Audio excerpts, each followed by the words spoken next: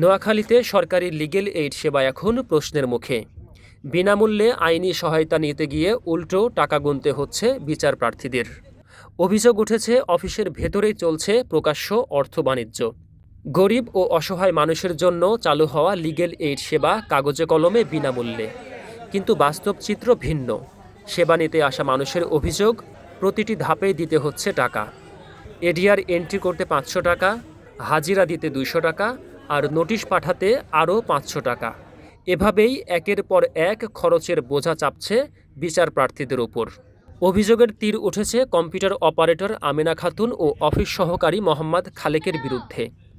ভুক্তভোগীরা জানান, প্রতিটি ধাপেই এই দুই কর্মচারীকে টাকা না দিলে কাঙ্ক্ষিত আইনি সহায়তা পাওয়া যায় না। এমনকি অভিযোগ করলে উল্টো হুমকি ও হয়রানির শিকার হতে হয় বলেও অভিযোগ রয়েছে।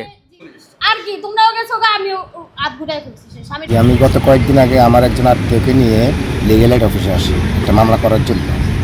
লিগ্যাল এইডের মামলা যখন ইস্যু করলাম তখন প্রথমে মামলা ইস্যুর জন্য 500 টাকা দিতে হয়েছে ম্যাডামকে, এবং পরবর্তীতে 200 টাকা দিতে হয়েছে কম্পিউটার ম্যান যে দাঁড়িয়েওয়ালা একজন লোক আছে ওনাকে। 200 টাকা দিচ্ছি খালাদ ভাইকে, তার যেদিন হাজির এক্সাম আসছি হাজির ফিস 200 টাকা দেওয়া লাগে। তারপরে আবার পরের ডেটে আবার আসছি, ওই ম্যাডাম আছে ম্যাডামে 200 টাকা দিছি। এখানে ঘুষ ছাড়া কোনো কাজ হয় না। এখন আমরা গরিব মানুষ, এখন আমরা কি করব, যে ব্যবস্থা আমরা দিতে বাধ্য। অনেক টাকা দিতে বলছে, তখন আমরা বলছি যে এটা তো সরকারি অফিস, নিখিল অফিস, এখানে আমরা কেন এখানে টাকা দিব। উনি যাওয়ার পর তারপরে বলে যে তাহলে এখানে কেন আসছেন, ওই তাহলে আপনারা এটা রাখি যান। তখন ওনাকে আমরা 500 টাকা দিলাম। তো যদি আমি এখানে টাকা পয়সা দিতে পারি তাহলে তো আমি উকিল দিয়ে করতে পারি, তাহলে তো আর আমাকে এখানে আসার জন্য কোনো কিছু দরকার ছিল না। তো আসলে এখানে টাকা ছাড়া কোনো কিছুই কাজ হয় না। আমার নম্বর দিয়ে এখানে লিগ্যাল এইডে মামলাটা করা হইলো, কিন্তু আমি জানলাম না কেন এই মামলাটা আপনার প্রতিবেদন দিয়ে দিলেন। আপনি আবার 1500 টাকা দেন, আমি প্রতিপক্ষরে আবার নোটিশ করে এখানে আনে আপনার পরিপূর্ণ এটার আবার শুনানি করাবো। অনিয়মের বিষয়ে আইনজীবীরা বলছেন, লিগ্যাল এইডের মতো একটি জনকল্যাণমূলক সেবায় এ ধরনের অনিয়ম অত্যন্ত দুঃখজনক। লোকবল কম থাকায় এবং মামলা ডাম্পিংয়ের কারণে লিগ্যাল এইডে একটা অসাধু চক্রের আবির্ভাব হয়েছে। শুধু সাধারণ জনগণ না, আইনজীবীদের কাছ থেকেও নেওয়া হচ্ছে অতিরিক্ত টাকা। এখন লিগ্যাল এইডের অফিসার আছে মাত্র একজন। এই মামলা ডাম্পিংয়ের কারণে সেখানে একটা অসাধু চক্র উদ্ভব হয়, তারা ফাইলিংয়ে টাকা নেয়। আমাদেরও অনেক লয়ারকে যখন আমরা লিগ্যাল এইডে পাঠাই তারাও ভুক্তভোগী হয়। যারা খুব নিরীহ অসহায় তারা আমাদের কাছে মামলা মোকদ্দমা করার জন্য আসে, কিন্তু আমরা এগুলা যখন নিরীহ তখন আমরা লিগ্যাল এইডে পাঠাতে গেলে দেখা যাচ্ছে সেখানে ফাইলিংয়ে তারা খরচ নেয়, এবং আমরা যে টাকাটা আমরা নেওয়ার কথা বা একজন আইনজীবী যে ফিস নেওয়ার কথা সেখান থেকে অধিকারে তারা এগুলো নিয়ে অনিয়মভাবে নিয়ে নেয়। একজন মহিলা আছে সেখানে লিগ্যাল এইডে, সে ফাইলিংয়ে টাকা নিচ্ছে। অভিযোগের বিষয়ে অফিস সহকারী খালেককে পাওয়া যায়নি, তবে কম্পিউটার অপারেটর আমেনা খাতুন সব অভিযোগ অস্বীকার করে বলেন, এখানে কোনো টাকা নেওয়া হয় না, কেউ অনিয়ম করলে কর্তৃপক্ষ ব্যবস্থা নেবে।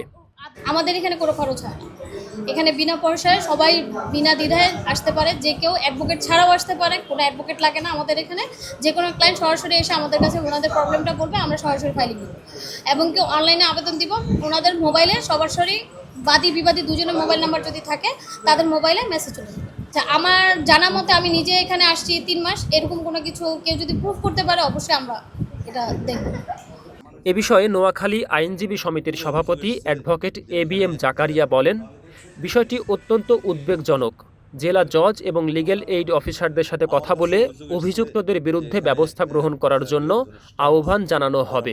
অভিযোগ এসছে যে এখানে 2-1 স্টাফ আছে যারা মানুষকে প্রতারিত করে, মানুষ থেকে প্রয়োজন না বা নিয়মের বাইরে টাকা পয়সা নেয় বা টাকা পয়সা দিতে বাধ্য করে। আমাদের মাননীয় জেলা জজ মহোদয় ওনার সাথে এবং লিগ্যাল এইড অফিসারের সাথে এই বিষয়টা আমি আলাপ করব। তবে আমি কোনোভাবেই এটা চাই না যে আমাদের এখানে মীমাংসার নামে এখানে মানুষ প্রতারিত হোক বা মানুষ থেকে টাকা পয়সা এই অবৈধভাবে অন্যায়ভাবে টাকা পয়সা নেওয়া হোক। এটা সরকারের যে নীতিমালা, এটা সম্পূর্ণ নীতিমালার পরিপন্থী, এটা কোনোভাবে কাঙ্ক্ষিত হতে পারে না। লিগ্যাল এইডের সেবাকে প্রকৃত অর্থেই জনগণের জন্য সহজ ও স্বচ্ছ ও দুর্নীতিমুক্ত করতে দ্রুত কার্যকর পদক্ষেপ নেওয়া জরুরি। নইলে দরিদ্র বিচার প্রার্থীদের জন্য এই সেবা আর বিনামূল্যে থাকবে না, বরং হয়ে উঠবে আরেকটি দুর্ভোগের নাম। Desk report, 21 television.